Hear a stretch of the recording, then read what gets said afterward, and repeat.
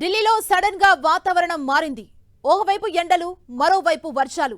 ఉదయమంతా 50 డిగ్రీల ఎండలు కొట్టగా సాయంత్రం వర్షం పడుతోంది.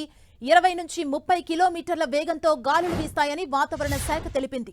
ఢిల్లీ, ఎన్సీఆర్, కర్జోడా, సోహాన్, ఔరంగాబాద్, హర్యానా, జెట్టారి, ఖైర్ ప్రాంతంలో తేలికపాటి వర్షాలు కురుస్తాయని వాతావరణ శాఖ అధికారులు తెలిపారు. మరోవైపు మధ్యాహ్నం వరకు ఢిల్లీలో రికార్డు స్థాయి ఉష్ణోగ్రతలు నమోదయ్యాయి.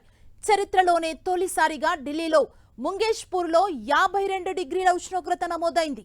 మధ్యాహ్నం 2 తర్వాత భారీ ఉష్ణోగ్రతలు నమోదవుతాయని భారత వాతావరణ శాఖ తెలిపింది. రాత్రి సమయంలో సైతం 30 డిగ్రీల ఉష్ణోగ్రతలు నమోదవుతున్నాయి. ఎండల తీవ్రత పెరగటంతో ఢిల్లీలో విద్యుత్ వినియోగం కూడా భారీగా పెరిగింది. ప్రస్తుతం ఢిల్లీలో గరిష్ట విద్యుత్ వినియోగం 83.02 మెగావాట్లుగా నమోదైంది. ఎండ తీవ్రత వల్ల విద్యుత్ వినియోగం రికార్డు స్థాయిలో నమోదవుతుందని విద్యుత్ శాఖ తెలిపింది.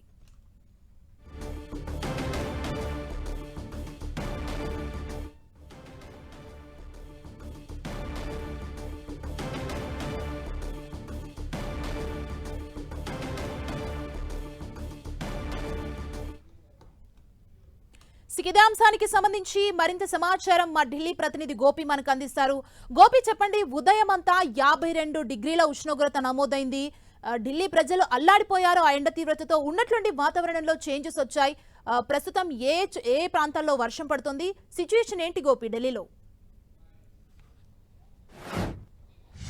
ఎస్, దేశ రాజధాని ఢిల్లీలో ఎప్పుడు ఏ తరహా వాతావరణం ఉంటుందనేది ఎవరు చెప్పలేని పరిస్థితి. ఉదయం ఈరోజు రికార్డు స్థాయిలో చరిత్రలో ఎన్నడూ లేనట్లుగా 50 డిగ్రీలకు పైగా ఉష్ణోగ్రత ముంగేష్పూర్లో నమోదవడం జరిగింది. 52.3 డిగ్రీల సెల్సియస్ నమోదైనట్లుగా తెలుస్తుంది. ఇవి ప్రైవేట్ వెదర్ అప్డేట్స్. ఇవి ఐఎండీ భారత వాతావరణ శాఖ అధికారికంగా ప్రకటించాల్సింది. కానీ ప్రస్తుతం ఇప్పుడు సడన్గా వాతావరణంలో మార్పు వచ్చింది.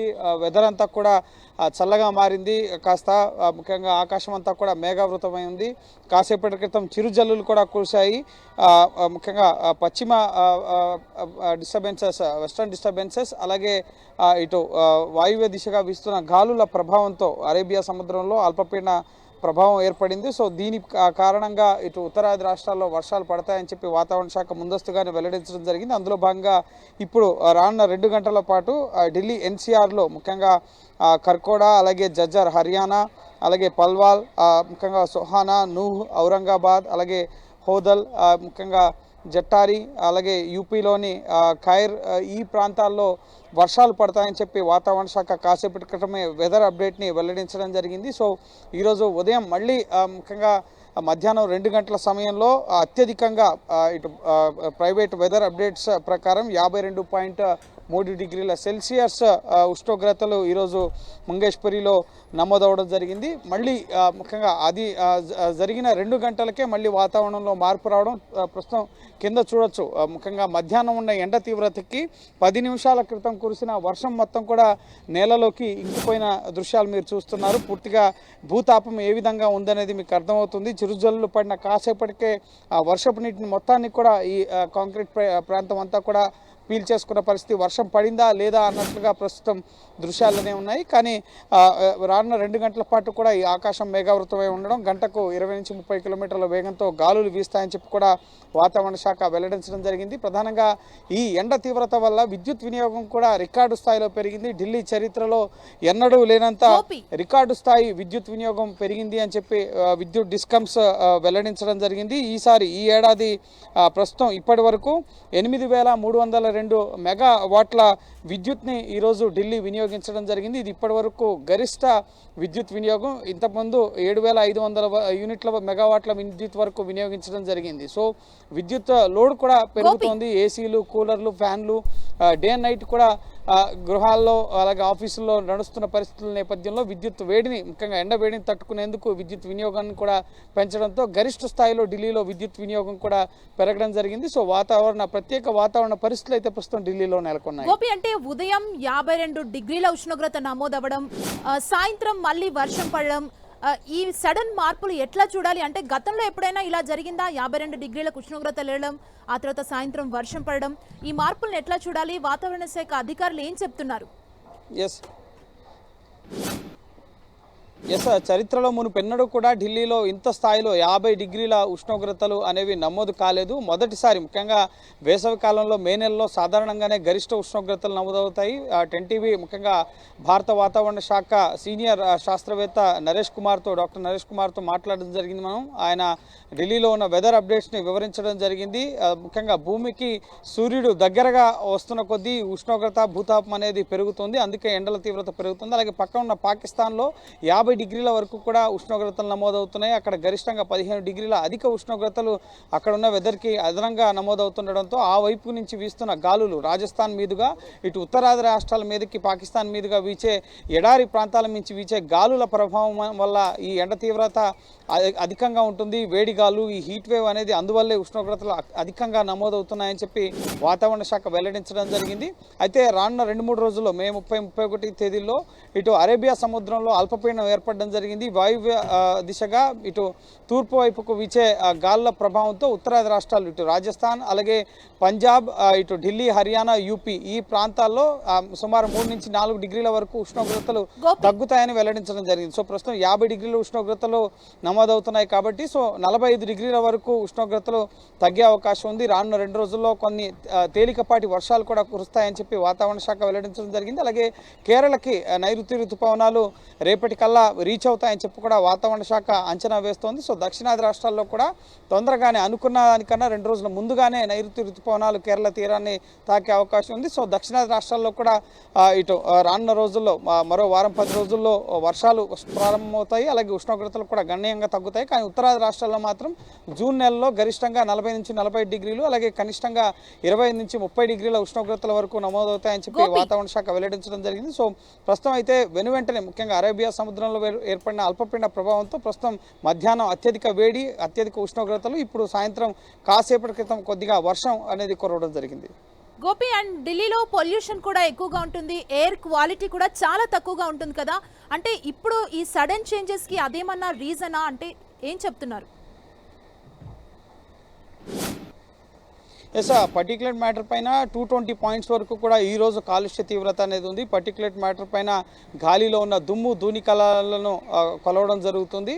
సో మైక్రాన్స్ లెవెల్స్లో ఈ PM లెవెల్స్ అనేవి ఉంటాయి. దుమ్ము ధూళికణాలు, చిన్న అత్యంత సూక్ష్మ దుమ్ము ధూళికణాలని పర్టికులేట్ మ్యాటర్ పైన కొలవడం జరుగుతుంది. సో ఆ వాయు నాణ్యత అనేది 220 పాయింట్లుగా ఉంది.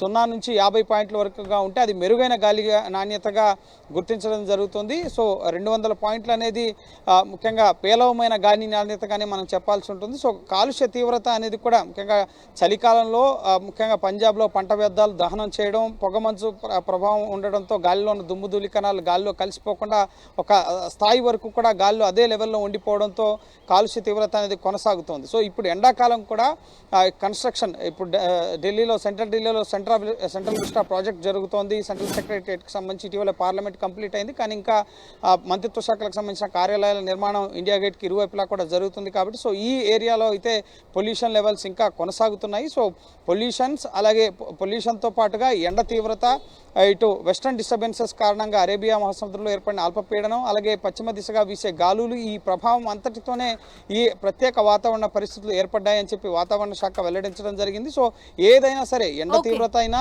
ఇటు చలి తీవ్రత అయినా, అలాగే కాలుష్య తీవ్రత, వర్షం ఏదైనా సరే వెంటనే ఢిల్లీలో ఒక ఏరియాలో వర్షం పడితే మరో ఏరియాలో వర్షం ఉండదు. సో వెంటనే వాతావరణం అనేది ఢిల్లీలో మారుతూ ఉంటుంది. సో ప్రస్తుతం అదే తరహా పరిస్థితులు అనేవి ఈరోజు నెలకొన్నాయి. గరిష్ట ఉష్ణోగ్రతలు, ఆ తర్వాత వెంటనే కాసేపటి క్రితం చిరుజల్లులు కురవడం జరిగింది. సో రానున్న 2 రోజుల్లో మాత్రం మళ్ళీ వర్షం పడుతుంది. 4 నుంచి 5 డిగ్రీల ఉష్ణోగ్రతలు కూడా తగ్గుతాయని చెప్పి వాతావరణ శాఖ అధికారులు చెప్తున్నారు. అండ్ గోపి, పవర్ ని కూడా ఎక్కువగా యూజ్ చేస్తున్నారు ఎండల తీవ్రతతో, దీనికి సంబంధించి అధికారులు ఎలాంటి జాగ్రత్తలు తీసుకుంటున్నారు? ఎస్, డిస్కమ్స్ ఈరోజు తాజా సమాచారాన్ని వెల్లడించడం జరిగింది. గరిష్టంగా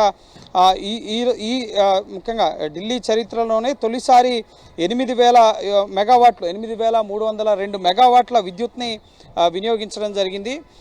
ఇప్పటి వరకు 7,300 వరకు గరిష్టంగా 7,300 మెగావాట్ల గరిష్ట విద్యుత్ వినియోగం మాత్రమే జరిగేది. కానీ ఈ ఎండ తీవ్రత 50 డిగ్రీల ఉష్ణోగ్రతను తట్టుకోవాలంటే ఏసీలు, కూలర్లు, అలాగే ఫ్యాన్లు, ప్రతిదీ ప్రతి ఎలక్ట్రానిక్ ఐటమ్స్ కూడా ఇళ్లలోనే ఉండి ప్రజలంతా కూడా సేద తీరుతున్న పరిస్థితి, బయటకు వచ్చే పరిస్థితి లేదు కాబట్టి సో విద్యుత్ వినియోగం గణనీయంగా పెరిగింది.